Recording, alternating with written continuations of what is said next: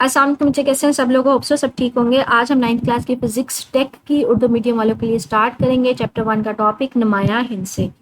अब नुमायां हिंसों को बच्चे इंग्लिश में बोलते हैं सिग्निफिकेंट फिगर्स। नुमायां हिंसे हैं क्या, पहले इसको देखते हैं। कहते हैं हमारे पास मिसाल के तौर पे एक जार है जिसमें हमारे पास ना टॉफियां भरी हुई हैं, कैंडी कि इस तरह का हमारे पास एक जार है जिसके अंदर ना ये कैंडीज हैं या टॉफियां हैं। इनको ना हम काउंट कर सकते हैं, इनको निकाल के मैं काउंटिंग कर सकती हूँ, इसकी गिनती कर सकती हूँ। इसके अंदर ये 400 हैं, 500 हैं, 1000 हैं, तो काउंटिंग तादाद तो इसकी ठीक मालूम की जा सकती है। लेकिन अगर मुझे इसकी पैमाइश करनी हो, इसकी हाइट कितनी है, ठीक है, तो उसके लिए मुझे क्या इसकी हाइट मालूम करनी है या ऊंचाई मालूम करनी है, कितना ऊंचा है, तो उसके लिए मुझे कोई ना कोई आला इस्तेमाल करना पड़ेगा। कोई बच्चे जो है ना इसकी पैमाइश और ऊंचाई यहाँ तक मालूम करेंगे, कोई यहाँ तक मालूम करेंगे, कोई यहाँ तक, और कोई किसी आले के जरिए मालूम करेंगे।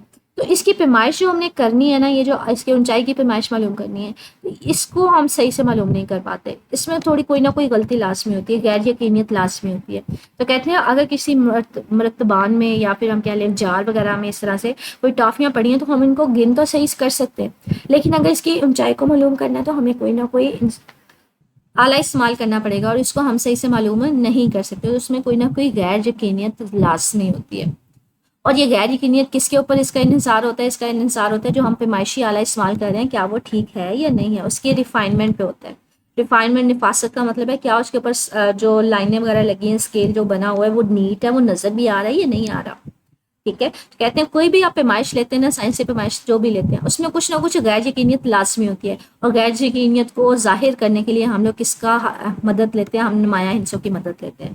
अब नुमाया हिंसे हैं क्या बच्चे? किसी भी मेजरमेंट में कोई भी पैमाइश आप ले रहे हैं जिसमें सारे के सारे हिस्से हमें सही से पता होते हैं और पहला हिस्सा जो मशकूक होता है, इन सबको जब मिला के लिखते हैं तो हम लोग उनको नाम देते हैं नुमाया हिंसों का। इसको ना मिसाल के जरिए यहाँ पे वाज़ह करने की ट्राई करें। कहता है मिसाल के तौर पर ये मेरे पास एक स्केल है, 1 फुट है। आपके पास यहाँ पे स्केल के ऊपर ना ये देखें, ये लाइनें, इसको रिफाइनमेंट का ये देखें, ये हमें अगर सही से नजर आ रही है ना, सही से ये रीडिंग्स लिखी होती हैं, तो इसको कहते हैं रिफाइनमेंट, रिफाइंड होना। अगर ये मिसाल के तौर पे यहाँ पे ब्लर सी होती पिक्चर, या मेरे पास यहाँ पे कह लें कि ये रीडिंग मुझे सही से नजर ना आ रही होती, तो उसको फिर कहते हैं वो ठीक नहीं है। तो ये वेल रिफाइंड मेरे पास इंस्ट्रूमेंट है। तो यहाँ पे एक आला मैंने लिया, एक स्केल लिया, यहाँ पे ये देखें, ये सेंटीमीटर में रीडिंग देगा। आपके पास यहाँ पे इस लाइन की वैल्यू 0 है, इस लाइन की वैल्यू 2 है, इसकी सॉरी 1 है, इसकी 2 है। अब 0 से 1 तक मजीद ये देखें छोटी छोटी 10 लाइनें हैं। तो ये 0 और ये 1, तो एक लाइन की इसके दरमियान मजीद 10 लाइनें हैं। तो यहाँ पे एक लाइन की वैल्यू कितनी है? 0.1। तो ये 0 है, ये 0.1 है, ये 0.2 है, 0.3, 0.4, 5, 6, 7, 8, 9 और फिर 1 आ जाएगा। तो एक छोटी लाइन की वैल्यू कितनी है? 0.1 वैल्यू। ठीक है, आपके पास ना इसके ऊपर एक रॉड रखी हुई है जिसकी लेंथ मालूम करने की कोशिश की जा रही है। इसकी लेंथ है कितनी? स्केल के ऊपर रखी हुई है। अब 2 स्टूडेंट है, ये नंबर ऑफ स्टूडेंट है, तालिब इल्म जो है ना इसकी लेंथ मालूम करने की ट्राई करते हैं। तो मैं यहाँ पे 2 तालिब इल्म की बात करूंगी कि इसकी लेंथ जो है ना, यहाँ पे देखें ये 4 है, और 4 के बाद कितनी लाइनें हैं? 1, 2, 3, 4, 5, 6 और 7वीं। ये छठी और 7वीं के ना दरमियान में है। ठीक है, मतलब इन दोनों के दरमियान में, छठी और 7वीं के दरमियान में। एक जो तालिब इल्म कहता है वो कहता है 6 तो एग्जैक्ट है मेरे पास, छठी और 7वीं के दरमियान में है, तो मैं क्या करता हूँ इसको 4.6 से ले लेता हूँ, क्योंकि ये 4.7 से थोड़ी सी कम है। तो ये क्या कहता है कि पहला तालिब इल्म क्या कहता है, इसको 4.6 लेना चाहिए। दूसरा तालिब इल्म कहता है नहीं, ये मुझे 4.7 के ज़्यादा नज़दीक लग रही है, तो वो कहता है इसको क्या लेना चाहिए? 4.7 लेना चाहिए। तो वो ना कंफ्यूज है यहाँ पे इस पिक्चर में ना बच्चे, ये आपको ना इसके दरमियान 2 लाइनों के दरमियान दिखाने की कोशिश की हुई है, लेकिन जो मुझे नजर आ रहा है वो 4.7 के ऊपर ही लग रही है। इसके मिसाल को अगर हम लोग यहाँ पे देखें ना, लाइक यहाँ पे ये वाली पिक्चर को थोड़ा सा देखें, तो यहाँ पे ये देखें 2 लाइनों के दरमियान अगर रीडिंग आए तो एक स्टूडेंट, एक तालिब इल्म कहता है कि हमें पिछली लाइन लेनी चाहिए। दूसरा तालिब इल्म कहता है कि नहीं, ये अगली वाली लाइन के ज़्यादा नज़दीक है, तो इसलिए हमें अगली लाइन लेनी चाहिए। तो यहाँ पे बुक में ना वो 2 लाइनों के दरमियान शो करने की कोशिश कर रहा है, लेकिन ये ज़्यादा उसको एग्जैक्ट कर गया। तो ये 2 लाइनों के दरमियान में है। मिसाल के तौर पे एक कहता है हमें पिछली लाइन पता है तो हमें पिछली लाइन लेनी चाहिए, दूसरा कहता है नहीं, ये अगली लाइन के ज़्यादा नज़दीक है तो हमें अगली लाइन लेनी चाहिए। तो एक 4.6 कह रहा है, दूसरा 4.7 कह रहा है। क्यों? क्योंकि कहता है पहला जो तालिब इल्म है वो ये समझता है कि 4.6 तो हमें पूरी पता है, तो 4.6 से थोड़ी सी आगे है ना, तो 4.6 हमें लेनी चाहिए क्योंकि 4.6 ज़्यादा नज़दीक है। दूसरा कहता है नहीं, ये 7 के ज़्यादा नज़दीक है, तो वो डाउट में। एक कहता है 6 है और एक कहता है 7 है। हाँ, दोनों एक चीज़ पे मुत्तफिक लाजमी है कि ये 4 है, 4 से आगे कितने तक होनी चाहिए, 4.6 है या 4.7 है, वो डाउट में है। तो एक हिस्सा तो हमें पता है, 4 तो गारंटी है, उसके ऊपर तो दोनों मुत्तफिक है। लेकिन दूसरा किसके ऊपर डाउट है, या तो वो 6 के ऊपर है या फिर वो 7 के ऊपर है। तो ये जो दूसरा मशकूक हिस्सा है, तो इन दोनों को जब मिला के लिखते हैं तो हमारे पास ये नुमाया हिस्से हो जाते हैं। तो नुमाया हिस्से हमारे पास हैं क्या, इसमें ये देखिए, किसी भी पैमाइश में सही तौर पर मालूम इंसाफ, जैसे ये देखें सही तौर पर 4 तो पता था, और प्लस पहला जो मशकूक है 4 भी, 6 भी लिया जा सकता है, 7 भी लिया जा सकता है, ठीक है। तो उसको हम नाम देते हैं नुमाया हिस्सों की, ठीक है। तो इसमें नुमाया हिस्से कितने हैं, 2 है। पहला कौन सा है, 4 है, दूसरा ये 6 होगा या फिर 7 होगा, दोनों में से कोई एक होगा। कहते हैं कोई भी अगर कहीं पे वैल्यू लिखी है ना, कोई भी वैल्यू लिखी है, वहां पे नुमाया हिस्सों की तादाद हम कैसे मालूम कर सकते हैं। कहते हैं उसके नुमाया हिस्सों की तादाद को मालूम करते हुए ना कुछ चीज़ों को ध्यान में रखना पड़ता है। अब कौन कौन सी हैं, कुछ रूल्स होते हैं, कुछ असूल होते हैं जिनको हम ख्याल रखते हुए, माइंड में रखते हुए इनकी तादाद मालूम करेंगे। कैसे, वो देखते हैं। कहते हैं पहला असूल क्या है कि 1 से लेकर 9 तक नॉन जीरो डिजिट, ऐसे डिजिट जो जीरो ना हो, ऐसे हिस्से जो जीरो ना हो, वो सारे के सारे माने जाते हैं नुमाया हिस्से। मिसाल के ऊपर कहीं पे 2 लिखा होगा, कहीं पे 3 लिखा होगा, 4 लिखा होगा, वो सारे नुमाया हिस्से ही शामिल किए जाएंगे। 1 से लेकर 9 तक, ये 1 से लेकर 9 तक सारे नॉन जीरो ही हैं, ऐसे हिस्से हैं जो जीरो नहीं है, मतलब जीरो ना हो, उन सारे हिस्सों को क्या लिया जाता है, नॉन, उन सबको नुमाया हिस्से शुमार किया जाता है। अब बात रह गई सिफर की, तो कहते हैं सिफर हमारे पास नुमाया हिस्सा होगा या नहीं होगा, उसके लिए ये डिफरेंट, ये मुख्तलिफ रूल है। तब वो हमारे पास नुमाया हिंसा माना जाएगा, कब नहीं माना जाएगा। अगर सिफर 2 ऐसे हिंसों के दरमियान में आ जाए जो जीरो ना हो, तो वहां पे सिफर को नुमाया हिंसा माना जाता है। तो कहते हैं 2 नुमाया हिंसों के दरमियान में, मतलब 2 नुमाया हिंसे, हमने कहा था नुमाया हिंसे 1 से लेकर 9 तक सारे हिंसे क्या होंगे, नुमाया हिंसे होंगे। तो अगर ऐसे 2 हिंसों के दरमियान में हमारे पास जीरो आ जाए तो वो भी क्या होगा, नुमाया हिंसा होगा। तो अगर सिफर 2 नुमाया हिंसों के दरमियान में आ जाए तो वो क्या होगा, नुमाया होगा। तो ये हमारे पास टोटल यहाँ पे कितनी तादाद होगी नुमाया हिंसों की, 3 होगी।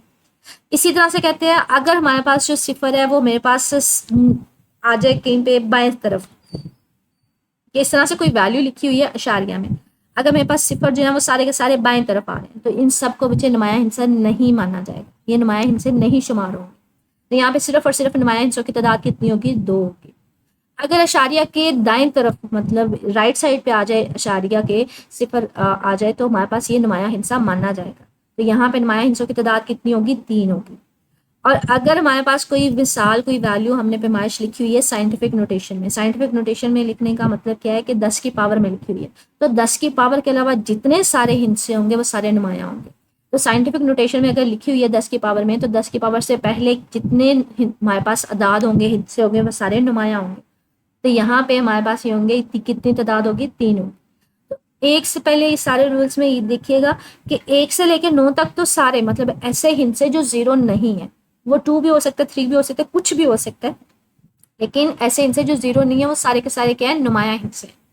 अब सिफर के बारे में हमें सोचना है। अगर तो वो 2 नुमाया हिस्सों के दरमियान में आ जाए, मतलब 2 ऐसे हिस्सों के दरमियान में आ जाए जो जीरो ना हो, तो वो भी क्या होता है, वो भी नुमाया हिस्सा ही शामिल किया जाता है। अगर वो बाएं तरफ आ जाए तो हमारे पास क्या होंगे, वो नहीं माने जाएंगे, वो नुमाया हिस्से नहीं होंगे।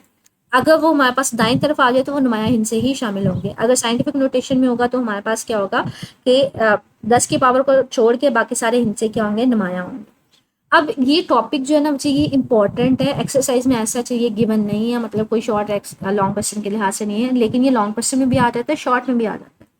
शॉर्ट में आपसे सिग्निफिकेंट फिगर्स की डेफिनेशन पूछ ली जाती है, इसकी तारीफ पूछ ली जाती है, तो ये तारीफ आपने याद करनी है।